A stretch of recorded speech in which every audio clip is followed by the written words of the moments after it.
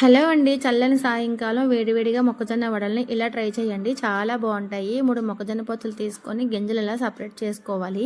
కొన్ని గింజలు తీసుకొని ఒక బౌల్‌లో యేసుకొని పక్కన పెట్టుకోవాలి. మిక్సీ జార్‌లోకి కొంచెం కొంచెంగా యేసుకొని కోర్స్‌గా గ్రైండ్ చేసుకొని మిశ్రమాన్ని మొత్తం కూడా ఇలా ఒక బౌల్‌లో యేసుకోవాలి.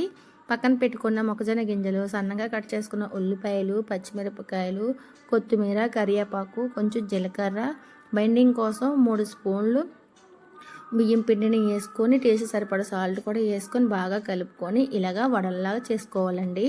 మరుగుతున్న ఆయిల్లోనే ఒక్కొక్కటిగా వేసుకొని ఒక పక్క బాగా ఫ్రై అయిన తర్వాత రెండో పక్క కూడా తిప్పుకోవాలి. రెండు పక్కల బాగా ఫ్రై చేసుకొని ఇలా పేపర్ వేసిన ప్లేట్లోకి తీసుకొని సర్వ్ చేసేసుకోవడమేనండి. చాలా ఈజీగా మొక్కజొన్న వడలు తయారైపోయాయండి. టేస్ట్ అయితే చాలా బాగుంటాయి.